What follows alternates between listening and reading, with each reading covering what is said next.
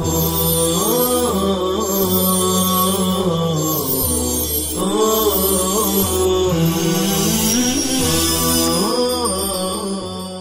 الله الرحمن الرحيم والحمد لله رب العالمين والعاقبة للمتقين والصلاة والسلام على سيد الأنبياء والمرسلين سيدنا وحبيبنا وحبيب رب العالمين محمد وعلى آله وأصحابه ومن هدى بهديه إلى يوم الدين. قال الله تبارك وتعالى في كتابه المجيد والفرقان الحميد: فأعوذ بالله من الشيطان الرجيم بسم الله الرحمن الرحيم.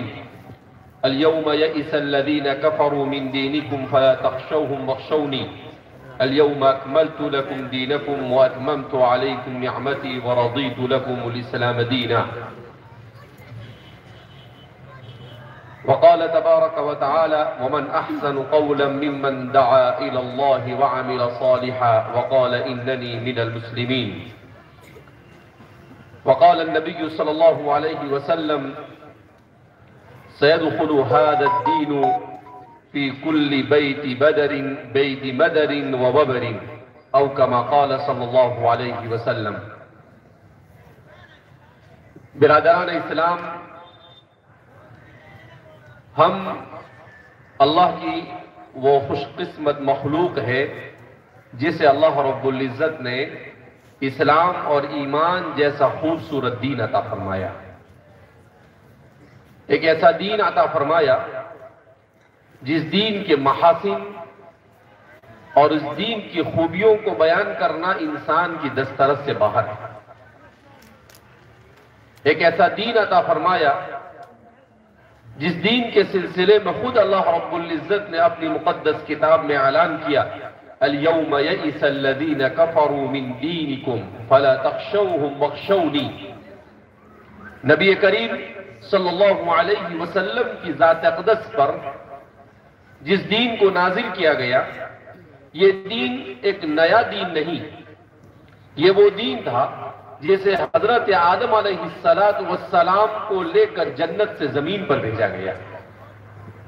دنیا کا سب سے پہلا دین، دنیا کا سب سے پہلا انسان یہ مسلمان، دنیا کا سب سے پہلا انسان یہ مومن، دنیا کے سب سے پہلے انسان حضرت آدم علیہ السلام یہ نبی تھے. اللہ رب العزت نے آدم علیہ السلام کو نبوت کے ساتھ کیوں بھیجا؟ ایک سوال ذہن میں آتا ہے. دنیا میں دو قسم کے بلکہ تین قسم کے لوگ ہیں. ایک طبقہ تو دنیا میں وہ ہے جو اپنا نسب اور اپنا حسب بندروں سے ملاتا ہے، جن کو فلاسفہ اور سائنسداں کہا جاتا ہے، جو اپنے آپ کو سب سے ذہین سمجھتے ہیں اور انسان کے نسب کو بندر سے جا کر ملاتے ہیں. اور دوسرا طبقہ وہ ہے جو مسلمان ہے، جو اپنے حسب اور نسب کو آدم علیہ السلام سے جا کر جوڑتا ہے.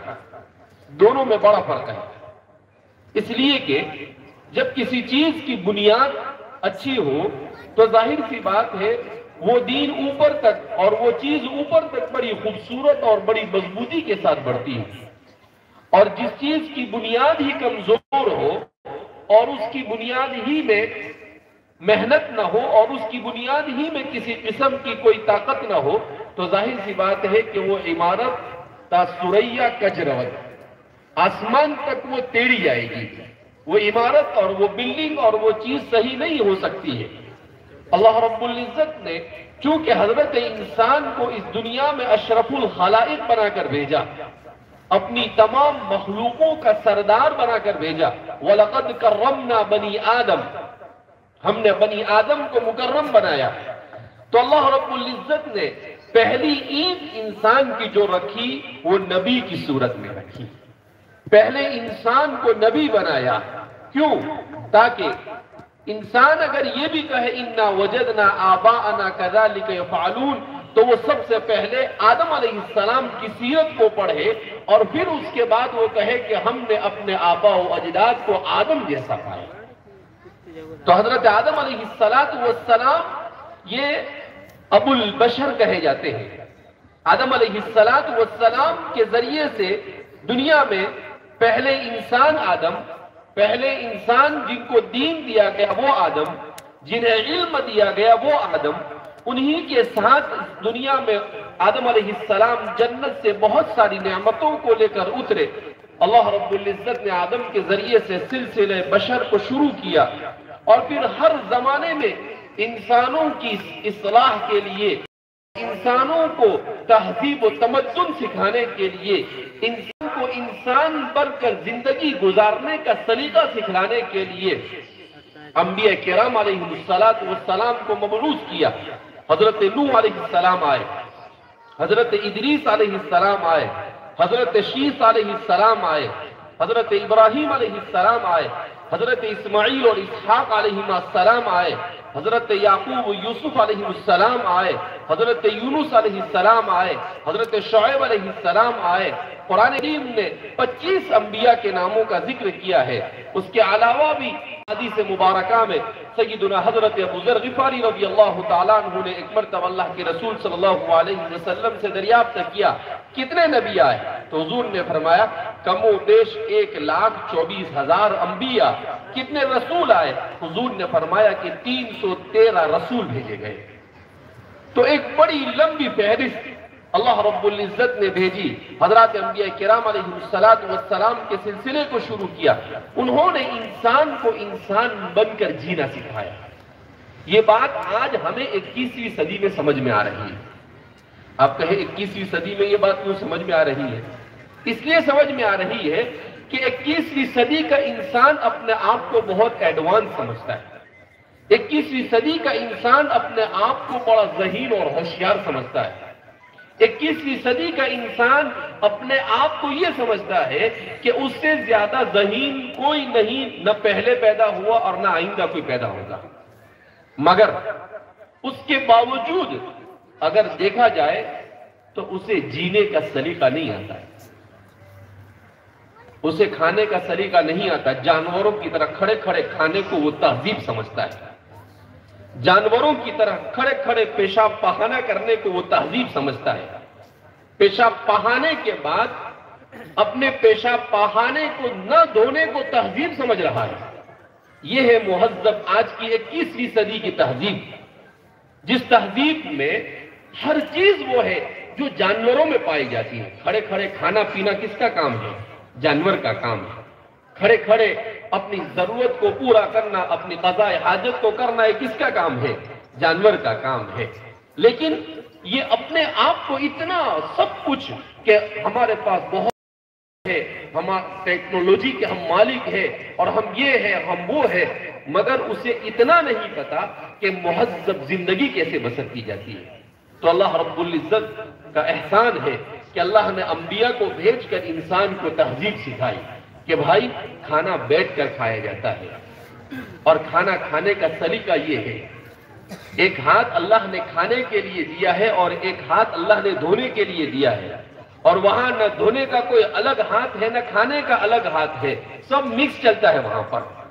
تو یہ چھوٹی چھوٹی چیزیں بظاہر نظر آتی ہے، مگر حقیقت میں انسان کو پیدا ہونے سے لے کر موت تک ایسے آداب سکھائے گئے کہ کہنے والے نے کہا کہ الاسلام الادب کلہ، اسلام نام ہے سراپا ادب اور تہذیب کا۔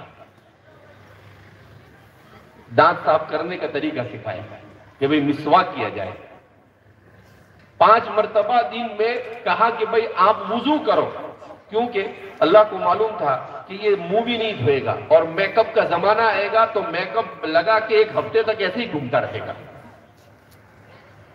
تو اس لیے اللہ رب العزت نے جو دین بھیجا، اس دین میں انسان کی دنیا اور آخرت کی کامیابی ہے۔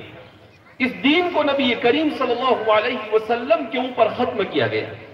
جب آپ صلی اللہ علیہ وسلم پر اس دین کو ختم کیا تو قرآن کریم نے اعلان کیا اليوم يئس الذين كفروا من دينكم فلا تخشوهم واخشوني۔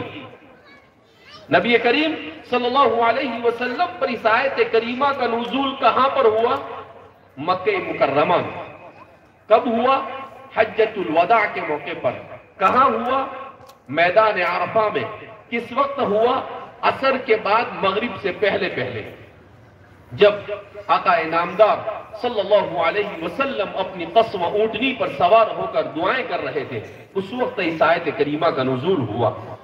انتہائی مبارک مقام پر، انتہائی مبارک گھڑی میں، یوم عرفہ کے دن اور عصر کے بعد مغرب سے پہلے جو دعا کی مقبولیت کی گھڑی ہوتی ہے، اس آیت کریمہ کو نازل کیا گیا۔ اسی حضرت عمر رضی اللہ تعالیٰ عنہ کے پاس ایک یہودی آیا اور کہنے لگا کہ اگر یہ آیت ہماری شریعت میں نازل ہوئی ہوتی تو ہم اس دین کو یوم العید منا دیتے۔ تو حضرت عمر رضی اللہ تعالیٰ عنہ نے کہا کہ اللہ کو معلوم تھا کہ تمہارے جیسے لوگ ہمارے دین میں خرافات پیدا کریں گے، اس لیے اللہ نے اس آیت کو یوم عرفہ کے دن نازل کیا، جہاں سے ہماری عید کا دن شروع ہونے والا ہوتا ہے۔ لہذا اللہ نے برابر بندوبست کیا ہے، آپ کو ہمیں کچھ سکھانے کی ضرورت نہیں ہے۔ تو اس آیت میں کیا پیغام ہے؟ حکیم الامت مجدد ملت حضرت تھانوی رحمۃ اللہ علیہ کے خطبات کو میں پڑھ رہا تھا، حضرت نے بہت عجیب انداز میں اس آیت کریمہ کو سمجھایا ہے۔ تقریباً 70-80 صفحے پر صرف اس آیت کریمہ کو آپ نے سمجھانے کی کوشش کی ہے، جس کا خلاصہ میں آپ کے سامنے پیش کروں گا۔ حکیم الامت مجدد ملت حضرت تھانوی رحمۃ اللہ علیہ فرماتے ہیں کہ اس آیت کو کیا کہا؟ اليوم یئس الذین کفروا من دینکم، کہ آج کافر تمہارے دین سے مایوس ہو چکا ہے۔ حضرت نے لکھا اس کا مطلب کیا کہ اے محمد عربی صلی اللہ علیہ وسلم، اب ہم نے جس دین کو تم پر نازل کیا، اس کو مکمل انسان کو مہذب بن کر زندگی گزارنے کے سارے اصول، سارے ضوابط، سارے آداب اور جتنے بھی اس کے لیے ضروری امور ہو سکتے ہیں وہ سب ہم نے بیان کر دیے۔ تو اس کا سب سے پہلا ایفیکٹ، اس کا سب سے پہلا اثر یہ کس پر ہوا؟ مد مقابل پر، کہ اس نے جب دیکھ لیا کہ اسلام کامل و مکمل ہو چکا ہے تو اب وہ مایوس ہو چکا ہے۔ کس بات سے مایوس ہو چکا ہے؟ کہا اس بات سے مایوس ہو چکا ہے کہ اب اس دین کو دنیا سے ختم نہیں کیا جا سکتا۔ کس بات سے مایوس ہو چکا ہے کہ اب اس دین کو دنیا سے ختم نہیں کیا جا سکتا۔ کیوں؟ وہ چیز ختم کی جاتی ہے جس میں نقص ہوتا ہے، جس میں کمی ہوتی ہے، تو آدمی اس میں کمیاں ڈھونڈ ڈھونڈ کر اس کو اتنا زیادہ کنڈم کر دیتا ہے کہ وہ چیز دنیا سے ختم ہو جاتی ہے۔ لیکن جس دین کو اللہ نے مکمل کر دیا، کہا اس دین کو قیامت تک کہ ختم نہیں کیا جا سکتا، بلکہ یہ دین ایسا ہے کہ اس دنیا کا بقا اس دین کے ماننے والوں کے ساتھ اللہ رب العزت نے لازم اور ملزوم کر دیا ہے۔ جب تک کہ اس دین کے ماننے والے اللہ کی صدا زمین پر بلند کریں گے، وہاں تک کہ اللہ اس دنیا کو باقی رکھے گا، اور جس دن اللہ کہنے والا نہیں ہوگا، اس دن اللہ اس دنیا کو کہے گا اب اس کی کوئی ضرورت نہیں، ختم کر دو۔ چاہے کتنے ہی بڑے سائنسداں ہو یہ، چاہے یہ چاند پر پہنچ جاوے، چاہے سورج پر پہنچ جاوے، چاہے مریخ پر پہنچ جاوے، چاہے عطارد پر پہنچ جاوے، کہیں بھی پہنچ جاوے، ہم کو اس سے کوئی لینا دینا نہیں۔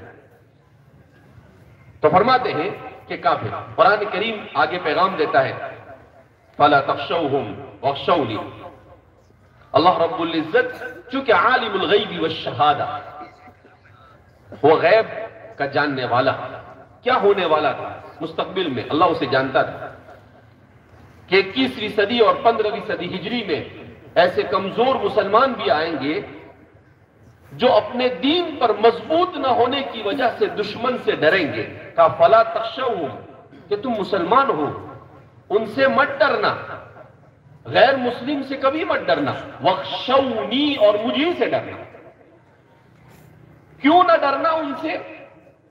اس لیے کہ تم اہل حق ہو، تم نے اللہ رب العزت کو اپنا کارساز مان لیا ہے، تم نے اللہ کو اپنا رب اور الہ مان لیا ہے، اور جس نے اس اللہ کو اپنا الہ مان لیا ہو اور اپنا معبود اور رب اور مالک مان لیا ہو، جس کے قبضے قدرت میں کائنات کا ذرہ ذرہ ہے، تو پھر اسے کس سے ڈرنے کی ضرورت ہے؟ کہ فَلَا تَخْشَوْهُمْ وَاخْشَوْنِي، مجھ سے ڈرتے رہو۔ اور معاملہ الٹا ہوگا. آج امت ان سے ڈرتی ہے اور اللہ سے نہیں ڈرتی. فَلَا تَخْشَوْهُمْ وَاخْشَوْنِي. اب سوال پیدا ہوتا ہے کہ کیوں ہم ان سے نہ ڈرے اور صرف اللہ سے ڈرے؟ تو قرآن نے آگے اس کا جواب دیا. الْيَوْمَ أَكْمَلْتُ لَكُمْ دِينَكُمْ, کہ آج ہم نے تمہارے دین کو مکمل کر دیا. وَأَتْمَمْتُ عَلَيْكُمْ نِعْمَتِي, اور میری نعمت کو تم پر تام کر دیا. وَرَضِيتُ لَكُمُ الْإِسْلَامَ دِينًا, اور دین اسلام کو تمہارے لیے میں نے پسند کر لیا. کہا کہ ہم نے تمہیں جو دین دیا وہ اتنا خوبصورت دین ہے, اتنے محاسن کا حامل ہے کہ اس دین کے بعد اب تمہیں کسی دوسری تہذیب کی طرف جھانکنے کی ضرورت نہیں ہے. کسی دوسری تہذیب کی طرف تمہیں کوئی چیز عاریت کے طور پر لینے کی ضرورت نہیں ہے. تم اپنے بلبوتے پر کھڑے ہو جاؤ.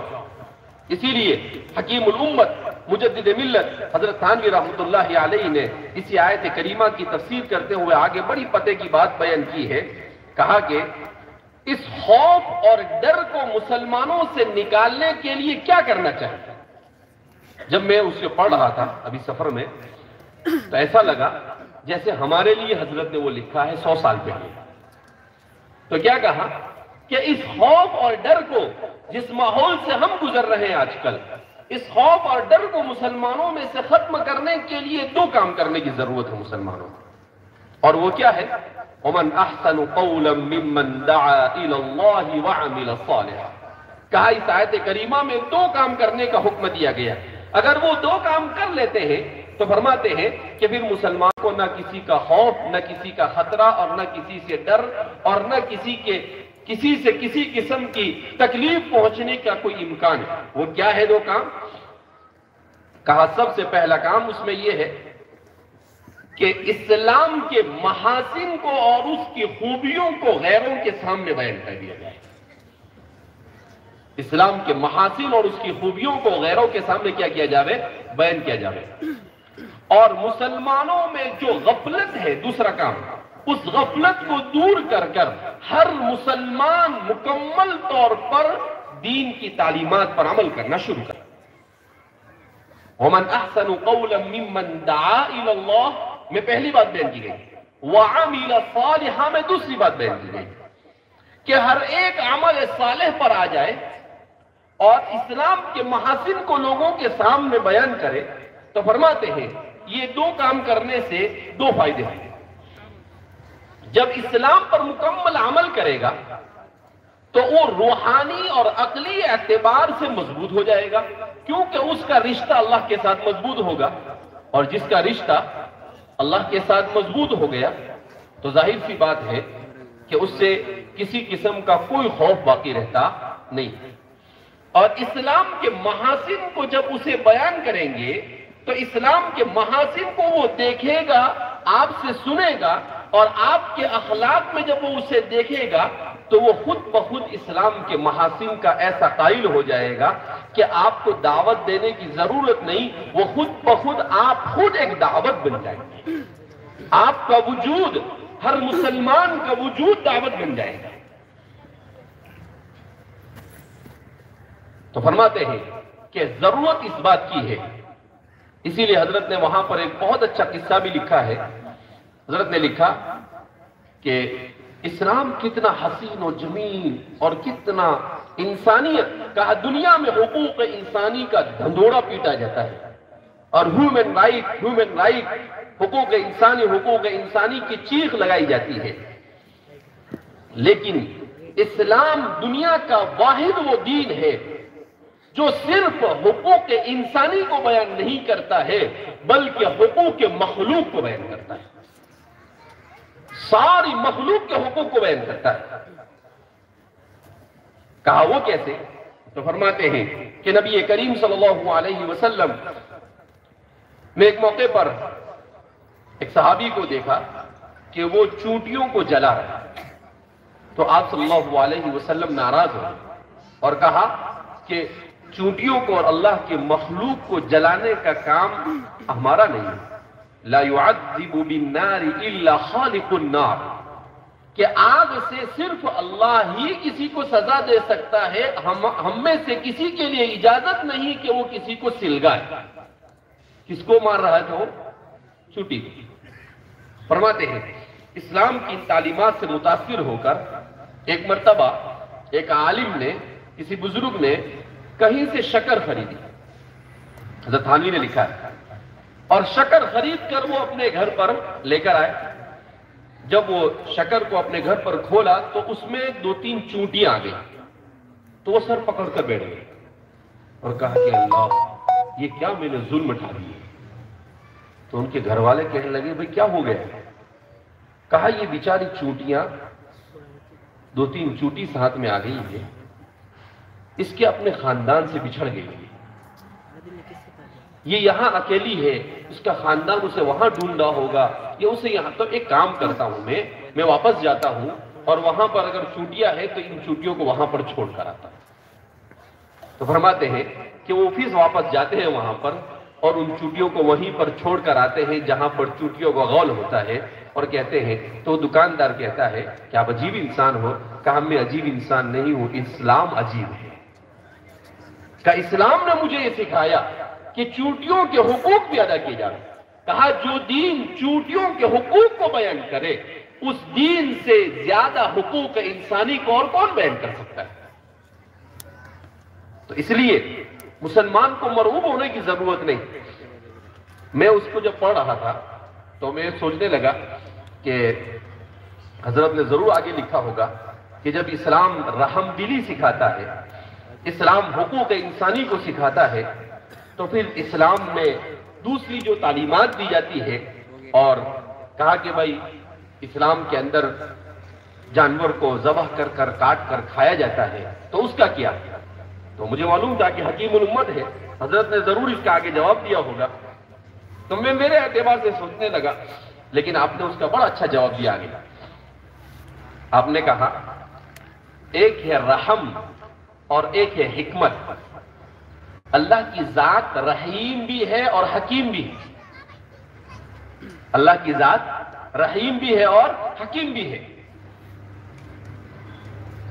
کہا صرف رحیم ہو تو ہر موقع پر ہر جگہ پر مہربانی کرنی پڑے گی۔ اب اس کو مثال، بڑی اچھی مثال سے سمجھایا آپ نے۔ آپ نے کہا جیسے آپ کو پھوڑا ہوا یا آپ کے پیٹ میں گانٹھ ہو گئی، آپ ڈاکٹر کے پاس گئے، ڈاکٹر کہتا ہے بڑا رحم آ رہا ہے آپ کے اوپر، میں آپ کا علاج نہیں کر سکتا، میں آپ کا آپریشن نہیں کروں گا، اس لیے کہ کاٹوں گا تو کتنی تکلیف ہوگی آپ کو۔ تو پیشنٹ کیا بولے گا؟ بڑا بیوقوف آدمی ہے، میں پریشان ہوں اور یہ آپریشن کرنے کا منع کرتا ہے، کہا آپ پر رحم۔ تو کہا اسی طریقے سے اللہ رب العزت کی رحمت کے ساتھ ہمیشہ حکمت شامل حال ہوتی ہے۔ تو کہا کہ اللہ رب العزت نے چونکہ انسان کو پیدا کیا اور انسان کے لیے سب کچھ بنایا، تو فرمایا کہ جو جان نکلتی ہے، جان نکلنے میں جانور کو جتنی تکلیف ہوتی ہے اس سے کم تکلیف اس کو ذبح کرنے میں ہوتی ہے۔ اس لیے آپ دیکھے ہوں گے کہ بہت سارے ویڈیو چلتے ہیں، میرے بھی کچھ دنوں پہلے کسی نے مجھے دکھایا تھا کہ شیر کی جان نکلتی ہے تو وہ کیسے تڑپتا ہے، کہ ہم بھی اس کو دیکھ کر پریشان ہو جاتے ہیں کہ جنگل کا وہ بادشاہ جو کتنوں کو تڑپا تڑپا کر مار چکا ہے، آج اس کی صورتحال یہ ہے۔ تو کہا کہ اس کو بدترین موت سے بچانے کے لیے کہا کہ بھائی اس کو ذبح کر کر اس کو آپ کھا سکتے ہو۔ اسی لیے اسلام میں تعلیمات میں سے یہ ہے کہ جب جانور کو ذبح کریں تو آپ چھری کو اتنا تیز کر لو کہ ایک جھٹکے میں اس کو ذبح کر لیا جاوے اور اس کو کسی قسم کی تکلیف نہ پہنچے۔ تو کہا یہ حکمت کا تقاضا ہے۔ کیوں؟ اس لیے کہ آج کی سائنس نے اس بات کو تسلیم کیا کہ انسان کے بدن کو ان سب چیزوں کی ضرورت ہے۔ اگر انسان ان چیزوں کو نہ کھائے تو انسان اور بھی مزید بیماریوں میں کیا ہو جاتا ہے؟ مبتلا ہو جاتا ہے۔ تو اس لیے فرمایا کہ ایسا دین ہے جس دین میں رحمت ہی رحمت ہے، حکمت ساتھ میں ہوتی ہے، مگر وہ ہمیں سمجھ میں نہیں آتی ہے کہ حکمت کیا ہے۔ تو کہا اسلام کی ہر تعلیم پر بلا چون و چرا عمل کر لینا چاہیے. کہ اسلام میں عدل اور انصاف سکھایا، وفاداری اور عہد کو وفا کرنا سکھایا. اس پر ایک قصہ آپ نے نقل کیا. آپ نے لکھا کہ حضرت عمر رضی اللہ تعالیٰ عنہ کے زمانے میں ملک فارس کے ایک شہزادے کو پکڑ کر لایا گیا. تو حضرت عمر رضی اللہ تعالیٰ عنہ نے کہا کہ اسلم تسلم، اسلام قبول کر لو چھٹ جاؤ گے. اس نے کہا میں نہیں قبول کروں گا. مدینہ میں خلیفۃ المسلمین کے سامنے کیا کہتا ہے، میں نہیں قبول کروں گا. تو آپ نے کہا ٹھیک ہے، نہیں قبول کرنا ہے تو ہماری اطاعت کر لو، جزیہ دے دو یا ہماری اطاعت کر لو. کہا میں جزیہ بھی نہیں دوں گا، اطاعت بھی نہیں کروں. حضرت عمر نے کہا ٹھیک ہے، ابھی تیسرا ایک یہ راستہ بچا ہے. کہا وہ کیا؟ کہا کہ تمہیں قتل کر دیا جائے. تو اس نے کہا منظور ہے. وہ کتنا ذہین ہے، اس کی ذہانت دیکھنے جیسی ہے. حضرت تھانوی رحمۃ اللہ علیہ نے اس کے بارے میں لکھا ہے کہ شاید یہ پہلا وہ آدمی ہے جس نے حضرت عمر کو بھی چکما دے دیا. تو کہا پھر حضرت نے کہا ٹھیک ہے میری گردن اڑا. سب لوگ پریشان کہ عجیب آدمی ہے، گردن اڑوانے کے لیے کیا ہو گیا، تیار ہو گیا. لوگ گردن بچانے کے لیے کوششیں کرتے ہیں. اب جب کہا اس کے لیے حکم دیا گیا تو اس نے کہا کہ حضرت عمر سے کہ میری خواہش آپ پوری کریں گے. کہا بولو کیا ہے؟ کہا مجھے پانی پینا. تو پانی منگایا گیا اس کے لیے. پانی لے کر آئے. جب پانی لائے تو وہ پینے کے بجائے اس نے پانی یوں کیا اور پھر چھوڑ دیا. کہا کہ بھائی آپ کیوں ایسا کر رہے ہو؟ کہا میں پینے جاتا ہوں تو مجھے ڈر لگتا ہے کہ کہیں پانی پورا ہونے سے پہلے تم مجھے مروا نہ. تو عمر نے کہا کہ بھائی ایسا کیوں کریں گے ہم؟ جب تک کہ آپ پانی نہیں پیئیں گے وہاں تک کہ ہم آپ کو مارنے کا حکم نہیں دیں گے. تو اس نے پانی پھینک دیا. اس نے کیا کیا؟ پانی پھینک دیا. عمر نے کہا کہ عجیب آدمی ہے، ہمیں کیوں آپ نے پانی پھینک دیا؟ کہا کہ اب آپ کو اپنے وعدے کی وفا کرنی پڑے گی. آپ نے کہا تھا جب تک کہ پانی نہیں پیو گے وہاں تک کہ میں نے پانی پھینک دیا. اب میں پانی نہیں پی سکتا ہوں، کہاں سے لاؤں یہ پانی؟ لہٰذا آپ مجھے نہیں مار سکتے. حضرت عمر رضی اللہ تعالیٰ نے کہا کہ ہم نے آپ کو زبان دی تھی کہ ہم نے آپ کو معاف کر دیا. جیسے حضرت عمر نے کہا ہم نے آپ کو معاف کر دیا تو وہ کہتا ہے اشہد ان لا الہ الا اللہ واشہد ان محمدا عبدہ ورسولہ. فوراً کلمہ پڑھا. تو حضرت عمر نے اس کو بلایا. کہا بھئی واقعتاً آپ شہزادے تھے، اپنے شہزادہ بادشاہ کا لڑکا ہوتا ہے، ذہین ہوتا ہے، اس کا ثبوت دیا آپ نے. کہا آپ نے یہ حرکت کیوں کی؟ تو اس نے جو جواب دیا وہ اس سے حیرت کی، اسلام کی حقانیت. اس نے کہا کہ اصل میں نے آپ کے عدل و انصاف اور مسلمانوں کے وعدہ کو پورا کرنے کی بات سن رکھی. اب میں بادشاہ کا بچہ، اس زمانے کی سپر پاور تھی ملک فارس. میں نے سوچا کہ آپ نے مجھے کہا اسلام قبول کرو اور میں اسلام قبول کر لیتا تو لوگ یہ سمجھتے کہ اس نے پریشر میں آ کر اور حضرت عمر سے اور مسلمانوں سے ڈر کر اسلام قبول کیا، اس لیے میں نے آپ کو منع کر دیا، میں نہیں قبول کروں گا. آپ نے کہا ہماری بات مان لو. تو اس وقت بھی مجھے یہی سوال آیا کہ کہیں گے کہ جان بچانے کے لیے اس نے ایسا کیا ہوگا. پھر میں نے وہ پانی والا پورا ایک ناٹک جو میں نے کیا، کہا کہ مجھے معلوم تھا کہ مسلمان اپنے وعدے کے خلاف نہیں کرتا ہے. تو میں نے وہ پورا ناٹک اس لیے کیا کہ میں لوگوں کو یہ بتلانا چاہتا تھا کہ اسلام کو میں نے زور زبردستی نہیں قبول کیا بلکہ اپنی مرضی سے اس کی خوبی کو دیکھ کر قبول کیا. اپنی مرضی سے اس کی خوبی کو دیکھ کر قبول کیا تاکہ کل کوئی لکھنے والا یہ نہ لکھے کہ فارس کے شہزادے نے زبردستی اسلام قبول کر لیا. حضرت تھانوی رحمۃ اللہ علیہ نے اس واقعے کو لکھنے کے بعد لکھا کہ جو دین ایسا حسین و جمیل ہو کہ اس کے حسن و جمال اور اس کی خوبصورتی اور اس کی تعلیمات سے دشمن بھی اس طریقے سے متاثر ہو سکتا ہو، اس دین کو مسلمان کو کتنا محبوب ہونا چاہیے. لیکن آج ہم نے اپنے دین کو جانا نہیں، اپنے دین کو سمجھا نہیں. حضرت فرماتے ہیں کہ ہماری مثال ایسی ہی ہے جیسے ایک آدمی نے شادی کی وہ آنکھوں سے نابینا تھا اور اس کی بیوی دنیا کی سب سے خوبصورت عورت تھی، مگر وہ اسے دیکھ نہیں سکتا اور زندگی بھر کبھی دیکھ نہیں سکا کہ اگر ہم بھی اسلام کو نہیں سمجھتے ہیں تو ہماری مثال اور اس کی مثال ایک جیسی ہے کہ خوبصورت دین اللہ نے ہمیں عطا کیا، مگر اس خوبصورت دین کو ہم نے کبھی جاننے اور سمجھنے کی کوشش نہیں کی۔ اس لیے میرے بھائیوں، دوستوں اور بزرگوں، ضرورت اس بات کی ہے کہ اسلام کو سمجھا جائے، اسلام کی تعلیمات کو، لوگوں کو اس کی خوبیوں کو بیان کیا جائے۔ حضرت تھانوی رحمۃ اللہ علیہ نے اس میں ایک قصہ لکھا ہے، حضرت نے یہ لکھا کہ ایک مرتبہ ایک سفر میں تھا اور اس سفر میں ایک مولانا مجھے ملنے کے لیے آئے تھے۔ کل بھی میں نے سنایا تھا کہیں پر یہ قصہ سانگلی میں۔ تو میں جس ڈبے میں ٹرین میں بیٹھا ہوا تھا وہاں پر پنڈت بھی بیٹھے ہوئے تھے ہندو مذہب کے۔ مجھے نہیں معلوم کہ وہ مجھ پر واچ رکھے ہوئے ہیں اور میری ہر حرکت اور سکنات اور میری ہر بات کو سن رہے تھے۔ میں ان کے ساتھ بات کرتا رہا، بات کرتے کرتے اسٹیشن آیا اور ہمیں پتہ نہیں چلا اور گاڑی آگے بڑھ گئی اور وہ مولانا کے پاس ٹکٹ نہیں تھا۔ تو حضرت تھانوی فرماتے میں نے ان سے کہا کہ بھائی آپ ٹکٹ لے کر آؤ، کہ ٹی ٹی سے بات کر کر اس کو جو فائن بھرنا ہے وہ بھر دو، اس لیے کہ آپ اس طریقے سے بغیر ٹکٹ کے سفر نہیں کر سکتے ہیں، جائز نہیں ہے۔ تو وہ ٹی ٹی کو ڈھونڈنے کے لیے گئے تو ٹی ٹی بڑا سخی نکلا۔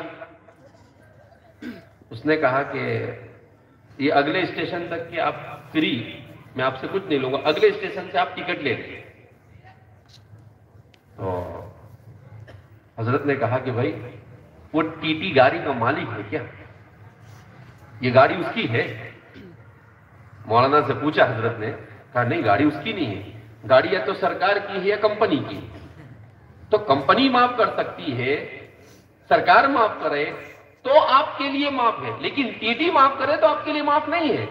لہذا اس نے جو معاف کیا وہ غلط معاف کیا۔ تو آپ ایک کام کرو، اتنے پیسے کی ایک ٹکٹ لے لو کوئی بھی اور اس ٹکٹ کو ضائع کر دو۔ تو کہا اس سے کیا ہوگا حضرت؟ کہا اس سے یہ ہوگا کہ آپ نے جو اتنا سفر اس نے آپ کو معاف کیا لیکن معاف نہیں ہوا، تو اتنا آپ نے پیسہ کمپنی کو دے دیا، اس کا مطلب یہ ہے کہ آپ پر جو اس کا حق تھا وہ حق آپ نے ادا کیا۔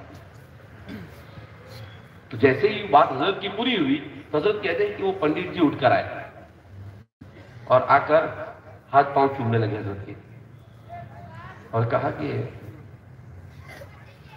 کتنا پیارا مذہب ہے آپ کا، کتنی اچھی تعلیمات سے اس نے نوازا۔ تو حضرت نے کہا کیا ہوا؟ کہا اس نے جب یہ کہا کہ ٹی ٹی نے معاف کر دیا تو میں نے اپنے اعتبار سے سوچا، تو میں نے کہا کہ ٹی ٹی کتنا اچھا آدمی ہے، غریب آدمی کو معاف کر دیا، غریب آدمی کو کیا کر دیا؟ معاف کر دیا۔ لیکن آپ نے جو اصولی بات بیان کی اور کہا کہ بھائی نہیں یہ اس کا حق نہیں ہے معاف کرنے کا، یہ تو جس کی ٹرین ہے اس کا حق ہے، وہ معاف کرے تو آپ کو معاف ہوگا، وہ نہ معاف کرے تو آپ کو معاف نہیں ہو سکتا ہے۔ تو مجھے سمجھ میں آیا کہ ہر جگہ پر اس طریقے سے کسی پر رحم کرنا نہیں چلتا ہے، جہاں جس کا جتنا حق ہو اس کا حق ادا کرنا چاہیے۔ ہمیں ضرور اسلام کی تعلیمات کا مطالعہ کرنا۔ تو حضرت فرماتے ہیں اس واقعے سے مجھے یہ بات سمجھ میں آئی کہ لوگوں کے سامنے اسلام کے محاسن کو بیان کیا جائے، اس سے میں آگے اس پر حاشیہ لگاتا ہوں، اس سے اسلام اور مسلمانوں کے تئیں جو نفرت ہے وہ نفرت ختم ہوگی اور محبت کا ماحول قائم ہوگا۔ دعوت کے لیے ڈنڈے کی ضرورت نہیں ہے، دعوت کے لیے غصے کی ضرورت نہیں ہے، دعوت کے لیے وَمَنْ أَحْسَنُ قَوْلًا مِّمَّنْ دَعَا إِلَى اللَّهِ وَعَمِلَ صَالِحًا، نرمی کے ساتھ اپنے اخلاق کے ساتھ ثابت کرنے کی ضرورت ہے کہ ہم کس دین کے ماننے والے ہیں۔ اس لیے میرے بھائیوں، دوستوں اور بزرگوں، ہم دین کے اور مدرسے تجوید القرآن کے اس پروگرام میں یہاں پر جمع ہوئے ہیں، ہم یہاں سے یہ پیغام لے کر جائیں کہ انشاءاللہ ہم مکمل طور پر اسلام کی تعلیمات پر عمل کریں گے، انشاءاللہ ہم مکمل اسلام کو جاننے اور سمجھنے کی کوشش کریں گے اور ہم اسلام کے محاسن کو ان لوگوں کے سامنے اپنے اخلاق سے بھی بیان کریں گے اور اسلام کے محاسن کو لوگوں کے سامنے اپنی زبان سے بھی بیان کریں گے، نفرت کا یہ ماحول ختم ہو جائے گا اور خود بخود یہ لوگ اسلام کے گرویدہ ہو جائیں گے۔ میرے بھائیو، دوستو، بزرگوں، یہ ہمارے یہاں پر جو نفرت ہو رہی ہے، اس سے زیادہ نفرتیں یورپ میں تھی مسلمانوں کے تئیں۔ ان کے بادشاہوں نے، ان کے وزیر اعظموں نے اور ان کی میڈیا نے اتنا آج بھی زہر پھیلاتی، مگر اس کے باوجود اسلام جتنی تیزی سے وہاں پھیل رہا ہے کہیں نہیں پھیل رہا ہے۔ کیوں؟ کہ وہ پڑھے لکھے لوگ ہیں، وہ خود اسلام کا مطالعہ کر رہے ہیں، اور جب وہ اسلام کا مطالعہ کر رہے ہیں تو وہ اس نتیجے پر پہنچ رہے ہیں کہ اسلام ہی ہماری صحیح رہبری کر سکتا ہے۔ تو اس لیے ہم سب کو اسلام کا داعی اور اسلام کا ترجمان بننے کی ضرورت ہے۔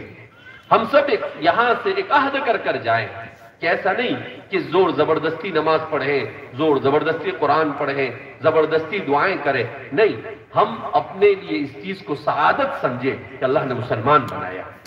ہم خوشی کے ساتھ نماز ادا کریں، اپنی مسجدوں کو آباد کریں، اپنے گھروں میں قرآن کی تلاوت کا ماحول بنائیں، رمضان سے پہلے ابھی سے اپنے گھروں کو عبادت کا ماحول بنانا شروع کر دیں۔ ایسا نہیں کہ رمضان میں ہمارے یہاں پر سلیمان الدرانی سے کسی نے پوچھا کہ رمضان افضل ہے یا شعبان افضل ہے، تو آپ نے بڑا اچھا جواب دیا، لا تکن رمضانیا ولا شعبانیا بل کل ربانیا۔ کہا کہ رمضانی اور شعبانی مت بنو بلکہ ربانی بن جاؤ۔ کیا بن جاؤ؟ ربانی۔ یعنی ایسا تھوڑی ہے کہ صرف رمضان میں ہی اللہ ہے اور دوسرے مہینوں میں اللہ نہیں، اللہ تو ہر جگہ پر ہے، ہر وقت ہے اور ہمیشہ ہے، ہمیشہ سے ہے اور ہمیشہ رہے گا۔ تو اس لیے میرے بھائیو، دوستو، بزرگوں، ہمیں اسلام کو اپنے اولاد کے دل و دماغ میں اس طور پر پلانے کی ضرورت ہے کہ وہ کسی دوسری تہذیب سے متاثر نہ ہو، وہ کسی دوسرے تمدن سے متاثر نہ ہو، وہ اسلام سے ایسے ٹوٹ کر محبت کرے کہ دنیا کی کوئی چیز ان کے اسلام کو متزلزل نہ کر سکے۔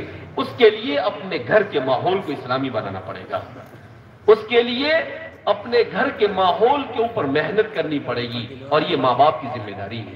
یہ جو ہماری بچیاں غیروں کے ساتھ جا رہی ہیں، یہ جو ہمارے بچے اسلام اور دین سے دور ہو رہے ہیں، اس کی بنیادی وجہ گھروں میں اسلامی اور ایمانی تربیت کا فقدان ہے۔ اگر گھروں میں تربیت والدین نے صحیح شروع کر دی تو پھر اس کے بعد ان کے ایمان کو کوئی متزلزل نہیں کر سکتا ہے۔ اللہ رب العزت سے دعا کرتے ہیں کہ اللہ رب العزت فتنوں کے اس دور میں ہم سب کو ایمان پر اور اسلام پر استقامت نصیب فرمائے، اور ہر طرح کے فتنوں سے، فکری فتنوں سے، علمی فتنوں سے اور ہر طرح کے ایسے فتنوں سے جس سے ہمارا ایمان متاثر ہو سکتا ہے، اللہ ہماری حفاظت فرمائے، اور اللہ کہنے سننے سے زیادہ عمل کی توفیق مرحمت فرمائے۔ اللهم صل على سيدنا ونبينا وشفيعنا وسندنا ومولانا محمد وبارك وسلم. ربنا اغفر لنا ذنوبنا وإسرافنا في أمرنا وثبت أقدامنا وانصرنا على القوم الكافرين. اللهم إنك عفو كريم ملك تحب العفو فاعف عنا يا كريم. اللهم اغفر ذنوبنا وامح عيوبنا واستر عوراتنا وآمن روعاتنا. اللهم اغفر ذنوبنا وامح عيوبنا واستر عوراتنا وآمن روعاتنا. اللهم إنا نعوذ بك من الفتن ما ظهر منها وما بطن. اللهم إنا نعوذ بك من شرور أنفسنا ومن سيئات أعمالنا.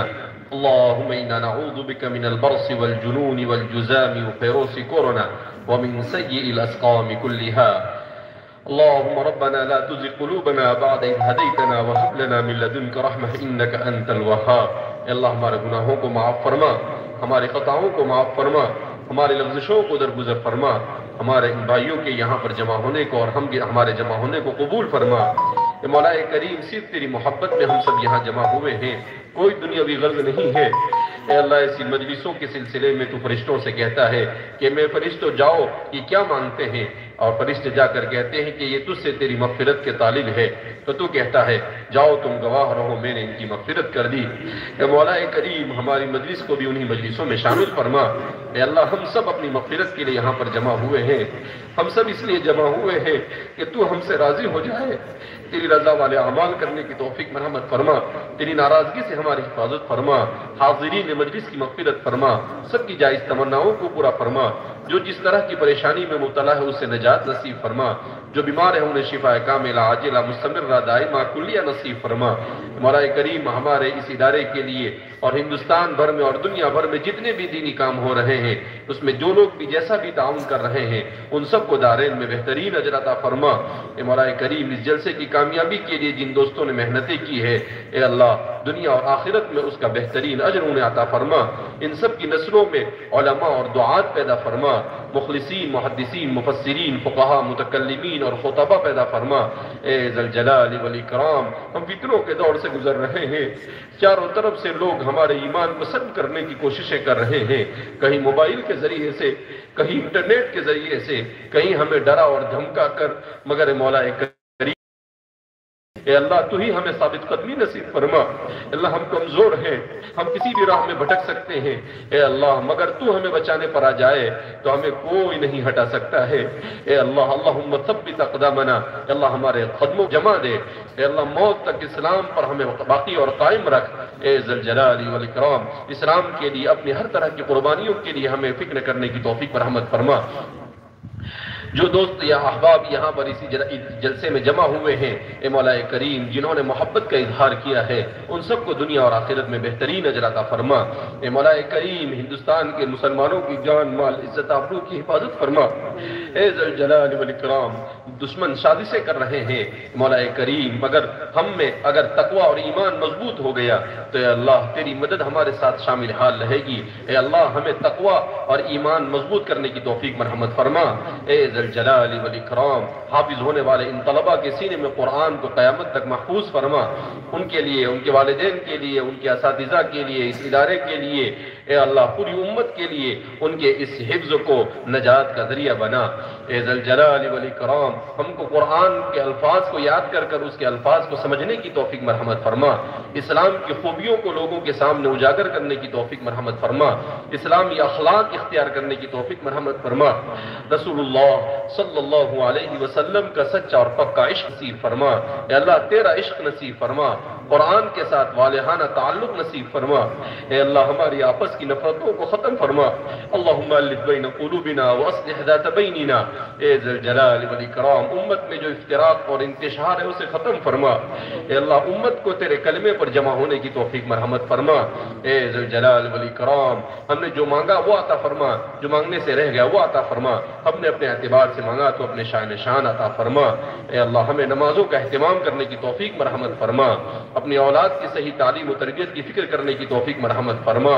اے اللہ ہماری دعاؤں کو نبی کریم صلی اللہ علیہ وسلم کے صدقہ طفیل میں قبول فرما۔ وصلی اللہ علی نبینا محمد وعلی آلہ وصحبہ اجمعین برحمتک یا ارحم الراحمین والحمد للہ رب العالمین۔